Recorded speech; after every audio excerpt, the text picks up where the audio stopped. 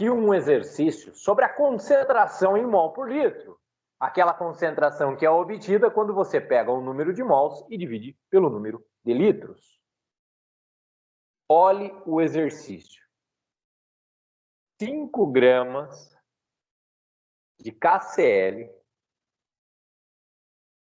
são dissolvidos em água,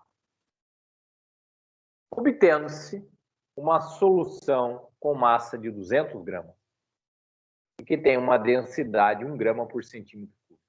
Determine a concentração em quantidade de matéria dessa solução. Para eu obter a concentração em quantidade de matéria, eu preciso de duas coisas. Eu preciso do número de mols do soluto e do volume da solução. Repare, se o cara me dá a massa do soluto, eu divido pela massa molar dele e obtenho o número de mols dele. Agora, o volume da solução, como é que eu obtenho? O cara me dá a massa da solução. E entre massa e volume, existe uma coisa que liga esses dois, que se chama densidade. A densidade dessa solução é 1 grama por centímetro cúbico. O que me diz que cada 1 grama dessa solução tem 1 centímetro cúbico. Eu peço que todos os que não sabem disso até hoje, que eu vou falar agora, anotem. Cada centímetro cúbico significa 1 ml. 1 centímetro cúbico significa 1 ml.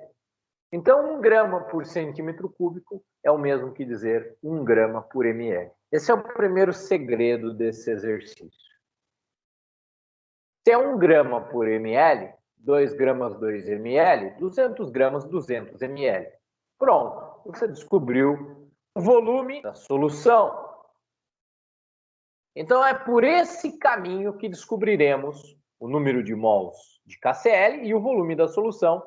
Dividiremos o número de mol pelo volume e obteremos a concentração em quantidade de matéria dessa solução. Repare que a concentração em quantidade de matéria é representada por um colchete.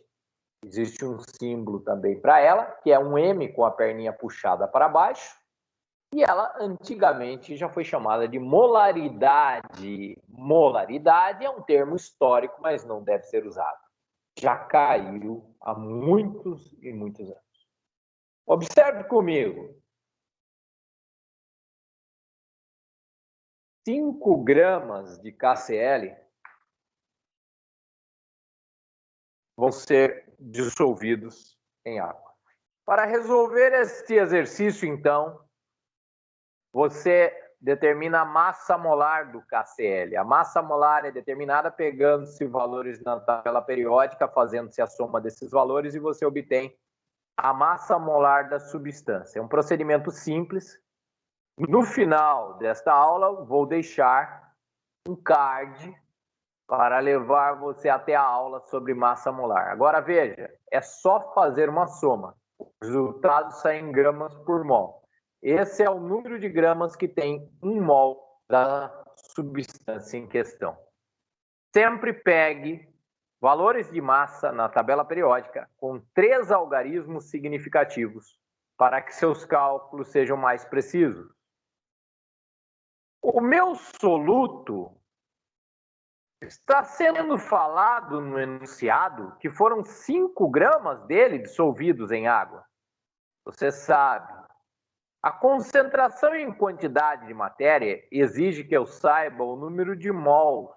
Quantos mols eu tenho do soluto, que é o que chamamos de quantidade de matéria do soluto, e não a massa que foi dada. Mas pela massa molar, eu posso descobrir o número de mols.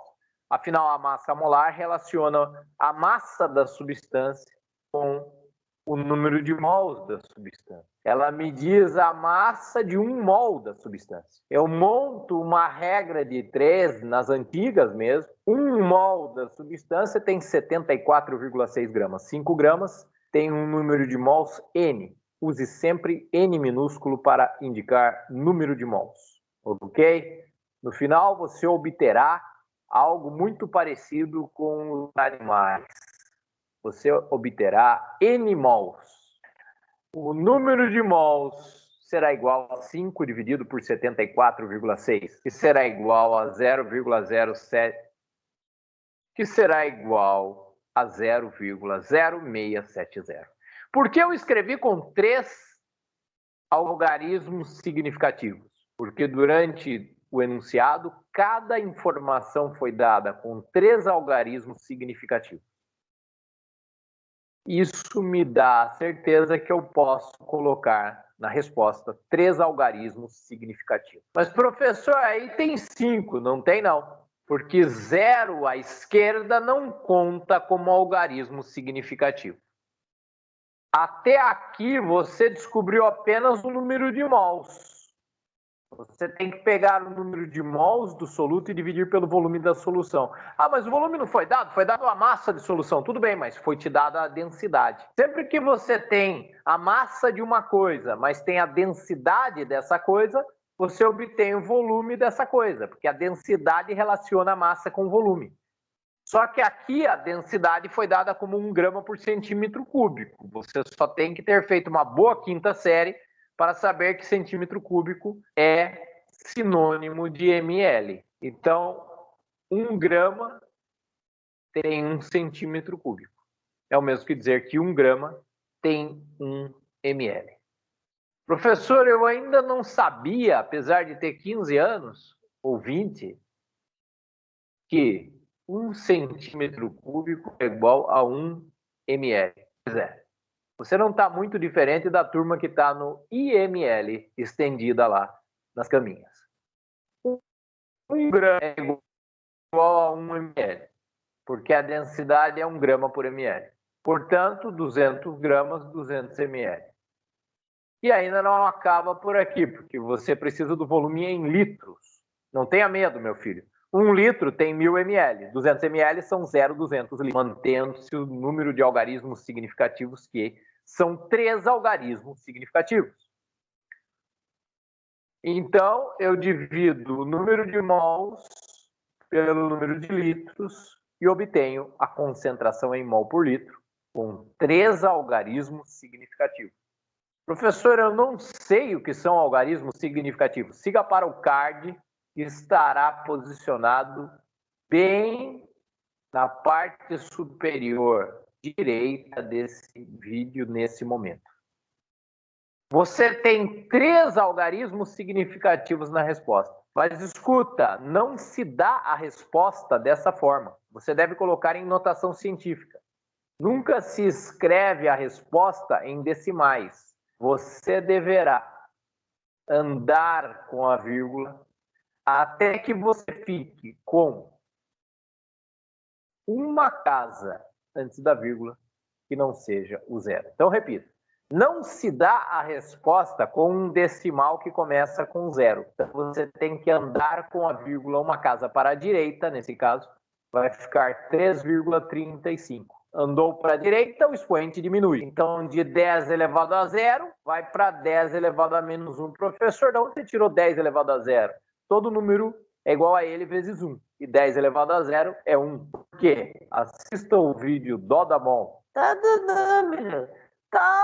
número elevado a 0 dá 1. Então, meu filho, isso dá 3,35 vezes 10 elevado a menos 1 mol por litro. Histórias de Dó da Mol, jogue no YouTube. Dó elevado a 0. Porque todo número elevado a 0 dá 1. Então, a resposta fica sendo... Então, a resposta é 3,35 vezes 10 elevado a menos 1 mol por litro.